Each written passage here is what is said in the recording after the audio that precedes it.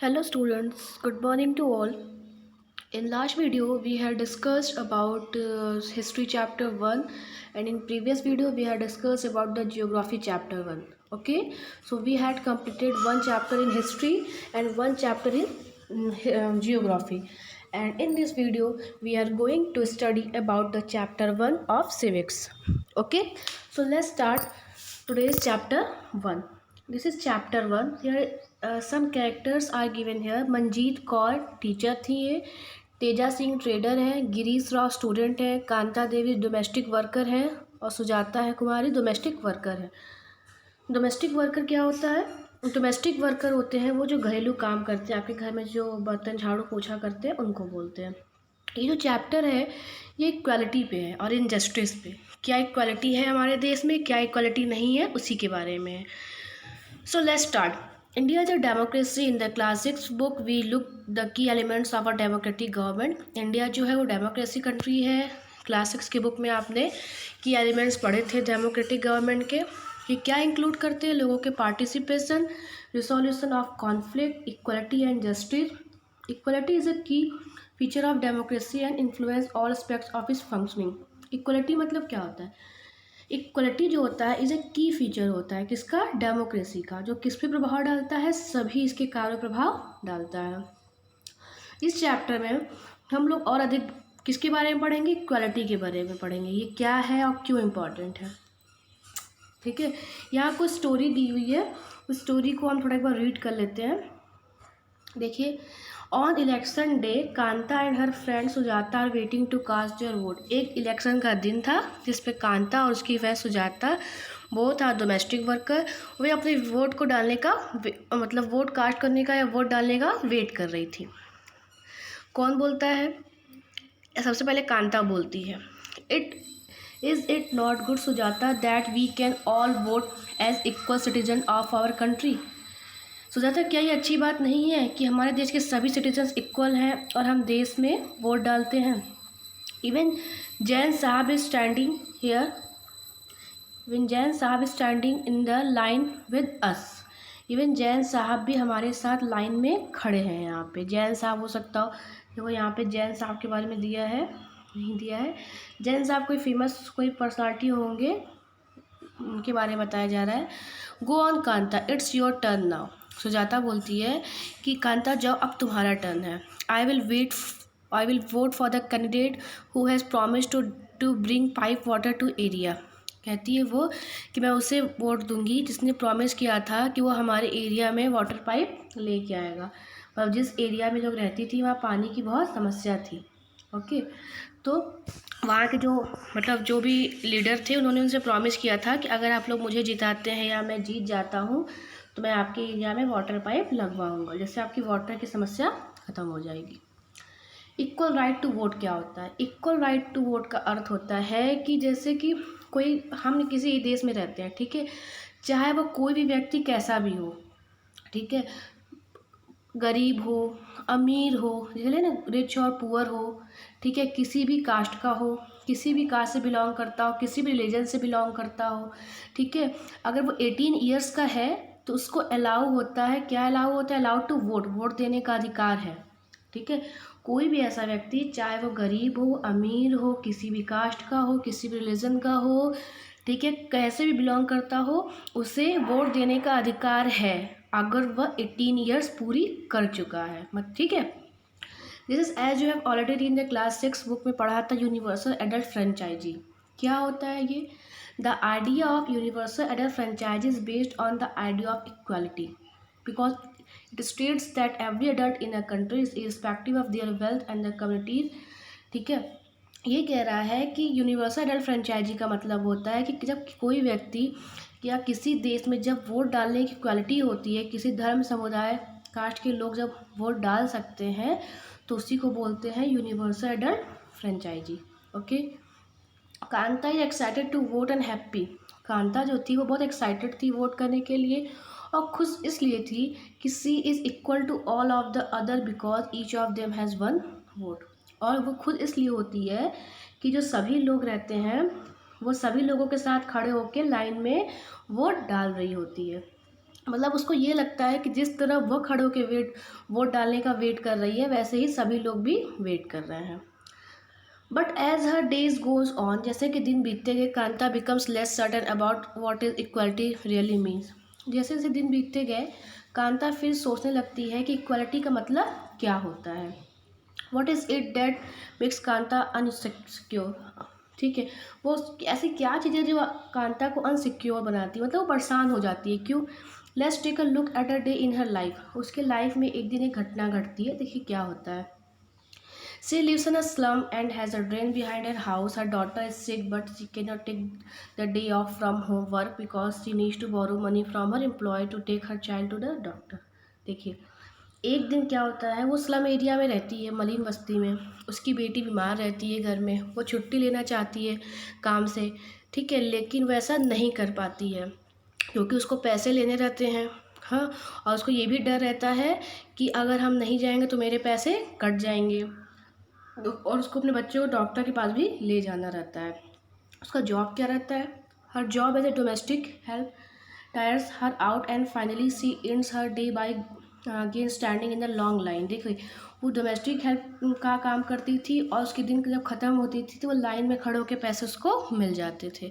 This line in front of the government hospital, ये line कहाँ था, गवर्नमेंट हॉस्पिटल के सामने था। Is unlike the one in the morning because most of the people standing in are poor. वहाँ जितने लोग भी खड़े होकर जो अपने बारी का इंतज़ार करते हैं वो सब बहुत गरीब होते हैं। ठीक है, आगे क्या होता है आइए देखते हैं। यहाँ पे एक हेडिंग दी हुई है, टॉपिक है other kinds of equality. Other kinds of equality क्या है। Kanta is one of the many people who live in democratic India. ये कांता भी एक वैसी ही है जो डेमोक्रेटिक इंडिया में रहती है and who have the right to vote, जिसके पास वोट करने का तो राइट है, but those daily living and working condition are far from equal. लेकिन जो इसके डेली कार्य करने का तरीका है और उसके जो अर्निंग का तरीका है, रहन सहन का, वह इक्वल नहीं है। Apart from being poor, people in India experience in equality in different way. गरीब होने की वजह से इंडिया में बहुत से लोग डिफरेंट वे में इक्वलिटी का सामना करते हैं, असमानता का। Let us see what this means by reading the two stories given below. अब देखिए हमें पता चलता है ये each of the reflect the different caste of equality. दो स्टोरी यहाँ दी हुई है जिसके बारे में पढ़ते हैं। देखिए, one of the more common forms of equality in India is a caste system. ये दो तरह की इक्वालिटी बता रहा है। पहली इक्वालिटी क्या है, कास्ट सिस्टम है। कास्ट समझते हैं ना, वो किस धर्म का है, किस जाति का है। कास्ट सिस्टम मतलब जाति। If you live in rural area you caste identifies something that you probably learn और एक्सपीरियंस वेरी यंग। अगर आप रूरल एरिया में रहते हो तो आपके कास्ट को बताया जाता है कि ये बहुत ही पुराना है। ठीक है, if you live in urban area, अगर आप अर्बन एरिया में रहते हो, शहर के एरिया में रहते हो, तो some of you might think that people no longer believe in caste. तो आप देखोगे कि वहाँ के लोग कास्ट में बिलीव नहीं करते हैं। एक ही अपार्टमेंट होता है, उसमें सभी तरह के काम करने वाले लोग फ्लैट में रहते हैं। ये सब कहाँ होता है, अर्बन एरिया में। लेकिन कास्ट जाति सब कहाँ देखी जाती है, रूरल एरिया में, गांव के एरिया में। But just look at these matrimonials shown from a leading English newspaper and you will see how important the issue of caste continue to be in the minds of highly educated urban Indians। लेकिन अभी भी कुछ चीज़ें ऐसी हैं जो शहर में रहने वाले लोगों के माइंड में भी हैं, गरीबों के प्रति और कास्ट के प्रति। Now let us read a story about the experience of a Dalit child attending school. You have already read about Dalit in the class 6 में हमने पढ़ा है। Dalit is a term that are the so called lower caste. Dalit का मतलब होता है मतलब एक लोअर कास्ट होता है। यूज टू एड्रेस दैम सब। दलित मतलब होता है एक लोअर कास्ट होता है, जो उन लोग जो दलित लोग होते हैं उनको उनके लिए टर्म का यूज़ होता है दलित। ठीक है, जो लोअर कास्ट के होते हैं। दलित मीन्स ब्रोकन। दलित मतलब होता है टूटा हुआ। And by using this word lower caste are pointing to how they were continue to be seriously discriminated against. और जैसा कि वर्ड बता रहा है ब्रोकन, और ये जो वर्ड है इससे पता चलता है कि ये कितना ज़्यादा डिस्क्रिमिनेट किए जाते हैं, मतलब इनके कितना पक्षपात होता है। आइए देखते हैं। Om Prakash Valmiki 1950-2013 is a famous Dalit writer. ये दलित राइटर थे। इन हिज ऑटोबायोग्राफी, इनके ऑटोबायोग्राफी में जो इनकी जो ऑटोबायोग्राफी थी वो क्या थी, Joothan. He writes I had to sit away from the other in the class. वो क्लास में लोगों से, जब वो पढ़ते थे तो क्लास में लोगों से उनको अलग बैठाया जाता था। इवन उनको फ्लोर ज़मीन पे बैठाया जाता था। ठीक है। The mat ran out before reaching the spot I sat on. ठीक है, जहाँ जिस मैट पे बैठते थे उससे उनके शरीर पे स्पॉट पड़ जाता था। Sometimes I would have to sit away behind everybody. कभी कभी ऐसा होता था कि इनको सारे बच्चों के पीछे बैठाया जाता था दरवाजे के पास। समटाइम्स इनको बिना किसी रीज़न की पिटाई हो जाती थी इनकी। ये कह रहे when he was in class 4, जब वो क्लास 4 में थे, the head master asked Om Prakash to sweep the school and play ground. Head master ने ओम प्रकाश से कहा कि स्कूल को झाड़ू पोछा और प्ले ग्राउंड का करने के लिए। ठीक है। ही rights the play ground was very large. वह कहते हैं कि जो प्ले ग्राउंड था वह बहुत बड़ा था। That my small physique could handle and in clearing it. मतलब कि मेरा शरीर जितना कर सकता था साफ़ सफाई, उससे कहीं ज़्यादा बड़ा था वह प्लेग्राउंड। कहने का अर्थ इतना है कि वो इतना छोटा बालक था, 4 में पढ़ता था, वो इतना बड़ा प्लेग्राउंड साफ नहीं कर सकता था। My back began to act. उसके जो जो पीछे का जो मतलब बैक पोर्सन था, पीठ था, कमर था, उसको दर्द होने लगा। My face was covered with dust. उसका जो फेस था किसी से कवर हो गया? डस्ट से कवर हो गया। Okay. Dust has gone inside my mouth. जो डस्ट था वो कहाँ जा रहा था? उनके मुंह के अंदर। जब आप झाड़ू उड़ू लगाइए तो नहीं मुंह में डस्ट जाता है, तो उनके फेस में वो जा रहा था। The other children in my class were studying. उसकी क्लास के और बच्चे क्या कर रहे थे? पढ़ाई कर रहे थे। वह सो रहा था। Sorry, I was sweeping. Sweeping मतलब कि वह झाड़ू लगा रहा था। ओके। सब बच्चे पढ़ रहे थे और वह झाड़ू लगा रहा था। Head master was sitting in his room. Head master उसके रूम में बैठे रहते हैं। एंड वॉचिंग मी। उसको वॉच कर रहे होते हैं, मतलब देख रहे होते हैं। I was even allowed to get a drink of water. उसे एक गिलास पानी पीना भी वहाँ अलाउ नहीं था। उस I serve the whole day. वो पूरे दिन झाड़ू उड़ू लगाया। From the door to window. Door से लेके विंडो तक के, स्कूल के, रूम के और टीचर्स के सामने वो ये सब हो रहा था। And the boys Sai this spectacles. मतलब इस घटना को सारे बच्चे देख रहे थे। Om Prakash was made to sweep the school and the playground for next couple of day। Om Prakash को कहा गया था कि मतलब हर अगले दिन या कोई दिन निर्धारित था कि उस दिन उसको पूरे स्कूल और प्लेग्राउंड को झाड़ू लगाना पड़ता था। And this only came to an end when his father who happened to passing by saw his son sweeping. देखिए ऐसा कब हुआ? जब उसके फादर की डेथ हो गई। उसके फादर वहाँ पे स्वीपिंग करते थे, मतलब उस स्कूल के जो झाड़ू लगाया जाता था, स्कूल की साफ सफाई उसके फादर करते थे। और उसके फादर की डेथ के बाद ये सब ओम प्रकाश करने लगा था। He confronted the teachers and then walking away from the school, holding Om Prakash's hand, he said loudly for all of them to hear, "You are a teacher, so I am leaving now." ठीक है।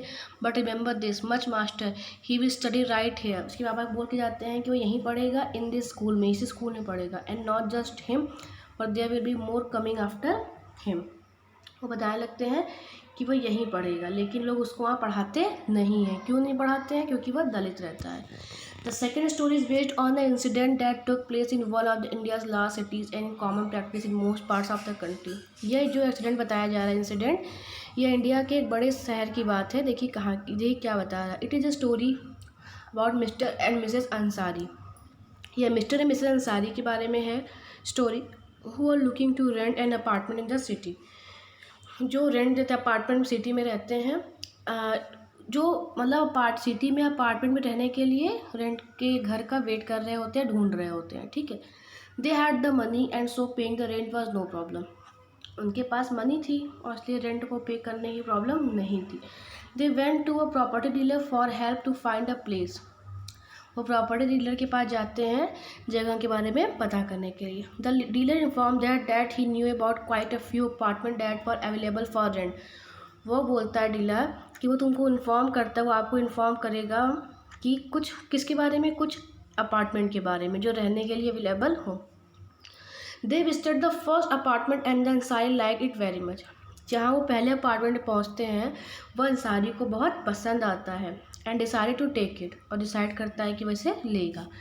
However when the landlady found out their name she made an excuse about how she could not rent the house of someone who ate meat because the building did not have any non-vegetarian resident। लेकिन जब land lady रहती है, मकान मालकिन जो रहती है, वो यह एक्सक्यूज़ देती है कि वो अपने घर में या वो अपना मकान ऐसे किसी लोगों को नहीं देगी जो नॉन वेजिटेरियन हो, जो मीट खाते हों, क्योंकि उसके यहाँ रहने वाले सभी किराएदार थे वह वेजिटेरियन थे, नॉन वेजिटेरियन नहीं थे। Both the Ansaris and the property dealer were surprised to hear this because they could smell fish being cooked in the neighbor's house।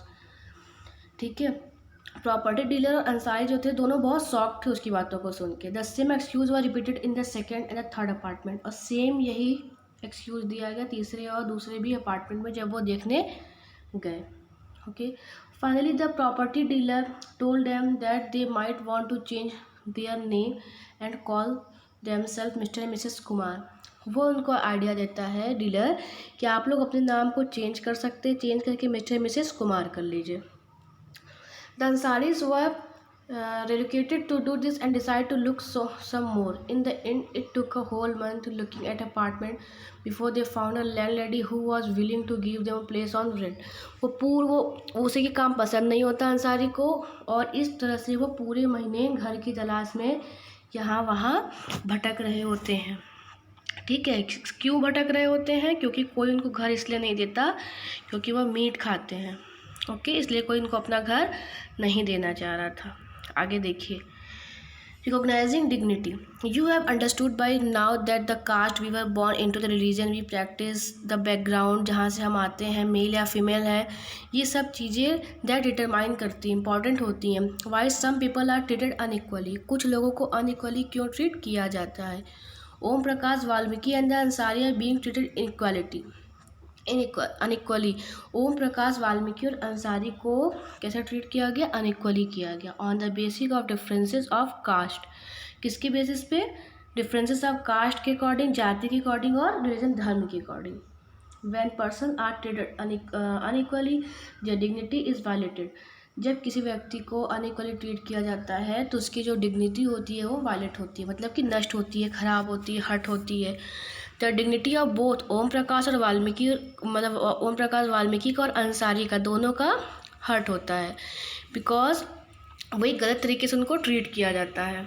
Bye picking on him and making him sweep the school because of his caste, Om Prakash Valmiki schoolmates and teacher hurt his dignity. Om Prakash जो कि दलित रहता है और सिर्फ इसलिए उसे school की साफ़ सफाई करवाना, झाड़ू लगवाना, यह गलत होता है, जिससे उसकी डिग्निटी को, उसके आत्मसम्मान को बहुत हर्ट होता है। और उसे क्या महसूस कराता है? He was less than equal to all other students in the school. और उसे फील करवाया जाता है कि वह और स्कूल के स्टूडेंट्स से इक्वल नहीं है या अनइक्वल है। बीइंग अ चाइल्ड, एक बच्चा होने की वजह से Om Prakash Valmiki could do very little about the situation that he was in. एक बच्चा होने की वजह से वो जो वाल्मीकि था, ओम प्रकाश वाल्मीकि, वो अपनी स्थिति, सिचुएशन के बारे में बहुत कुछ अधिक नहीं कर सकता था। It was his father who on seeing his son sweep felt angry by his unequal treatment and fortunated the teachers. The Ansari's dignity was also hurt when person refuse to lease their apartment. और देखिए, अंसारी की dignity को कब hurt पहुँचता है, उसके आत्मसम्मान को कब हर्ट पहुँचता है? जब लोग उसको घर देने के लिए, अपार्टमेंट देने के लिए मना कर देते हैं। Okay, however when the property dealer suggest that, और प्रॉपर्टी डीलर उन्हें क्या सजेस्ट करता है कि आप अपना कास्ट चेंज करके अंसारी से कुमार लिख लीजिए तो आपको घर मिल जाएगा। ये भी उसको बहुत हर्ट करता है, किसको? अंसारी को। Om Prakash and Ansari do not deserve to be treated like this. और ओम प्रकाश और अंसारी किसी तरह से डिज़र्व नहीं करते थे कि उनके साथ इस तरह से ट्रीट हो। They deserve the same respect, वह सेम रिस्पेक्ट और डिग्निटी को डिज़र्व करते थे। मतलब देश के सभी लोग बराबर हैं, चाहे वो किसी भी कास्ट या रिलीजन के हो, लेकिन उनके साथ जो हो रहा था वह गलत हो रहा था। आगे देखिए, इक्वालिटी इन इंडियन डेमोक्रेसी। क्या है इक्वालिटी इन इंडियन डेमोक्रेसी? तो जो ये टॉपिक है हम लोग नेक्स्ट वीडियो में पढ़ेंगे। Today's topic has completed. In next video we study the same chapter with the topic equality in Indian democracy. तब तक के लिए bye bye, stay home, stay safe.